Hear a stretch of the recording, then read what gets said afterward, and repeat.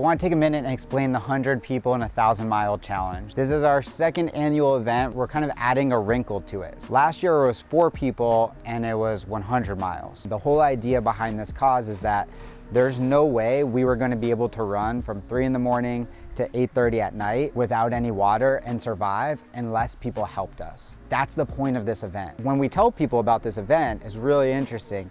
Their first reaction is, are you sure that's safe? Are you sure that's a good idea? Or sometimes people get upset. They're like, why are you doing that? That's stupid. The reason why we're doing it is because it's really hard to get people's attention. There's so much stuff going on. There's news, there's all these problems, there's a million different things, but it's always interesting because people's concern is always towards my safety when I tell them, or the safety of the other people doing it. And the reality of it, the situation is, if I push myself too hard, what's gonna happen? I'm gonna get dehydrated, I'm gonna have to get an IV, I'm gonna go to the hospital. Worst case scenario, I'm like at the hospital overnight. That's the worst thing that can happen, and then I'm gonna get fluids in me and I'll be totally fine the next day. To have any concern for me that I might run to the point where I pass out, or I might get dehydrated, or I might get sun poisoning, all of these things, they're just really silly things to be concerned about when the cause that we're fighting for here is giving just children and people in general access to just clean water in general. Not for one run or for one day, but just like in their life to not have to worry about drinking dirty water. Because the reality is, for me, I'm just putting a really hard day on myself. But for most people, that's every single day of their life. They wake up, and then what happens when they do get sick? They don't have running water. The healthcare system isn't there. And so children will sometimes die just within hours from something as silly in America as diarrhea, which you told the average American that probably don't even realize that's one of the biggest killers of children in the world. In America, we're really worried about things like school shootings and things like that, and it's horrible. But you think about the percentage of people that affects, it's really small. The chances that that's gonna impact you are very small. In Ethiopia, there's 1 out of 11 kids doesn't make it to the age of 5. And the biggest reason for that is they don't have access to clean water. So it's totally crazy that people get worried. I appreciate it, like love it when people care about me, but don't worry about me. You don't need to worry about me. What I'm trying to do is help more people worry about these kids out there that don't have access to clean water, forget the chance to ever get an education, forget the chance to ever make their own dreams happen. It's just about surviving for a lot of people in this world. But there are certain places like North Korea where horrible things are happening, and I think it's probably pretty complicated on how to fix that. I don't know the answers. There's certain places like in war-torn countries where donating money I'm sure can help, but I don't know if we're really getting to the root cause. Israel, Palestine, that's a tough one. I don't know if we're fixing that. The water crisis is something where all we need is more people to understand it and then help just by donating. It's really that simple. If we had enough money going towards this cause, it would be solved. And so the idea behind this challenge is that we want to get more people to, number one, understand the cause, understand why we're doing this. Yes, we're putting ourselves at, or I'm putting myself at risk, but we're doing it for the purpose of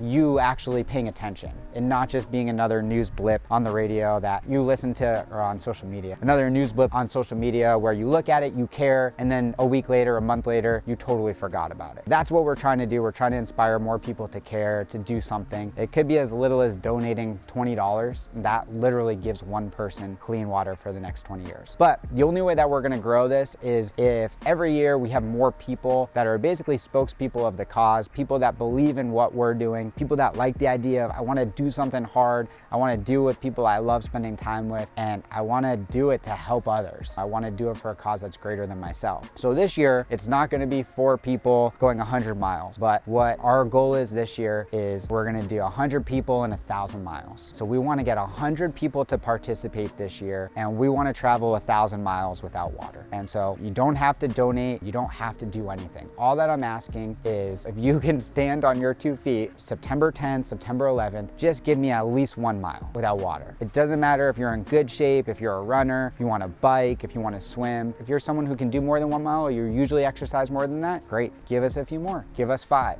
give us 10. And if you're one of the rare people that are like me, that you want to see what you're capable of, you want to push yourself for a cause that's greater than yourself, then that's awesome.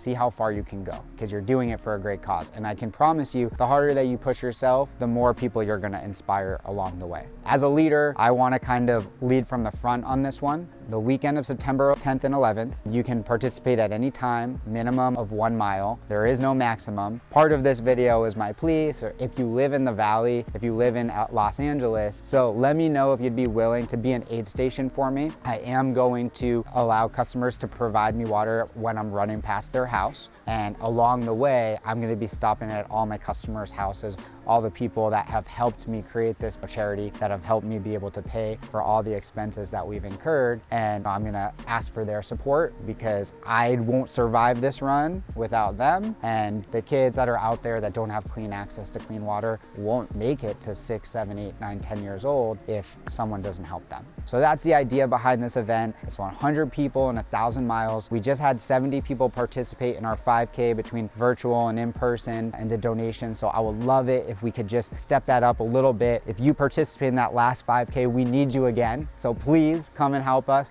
You can give us at least 1 mile. That's all we ask. Anyone can do it. And then bring a friend. Ask one other person to participate with you. We're going to be sending out information on how you can log your miles and how we're going to keep track of it all. But that's what my big ask for everyone is: give us 1 mile. Let's get 100 people to go 1,000 miles, and let's spread the word about the water crisis and how we can help.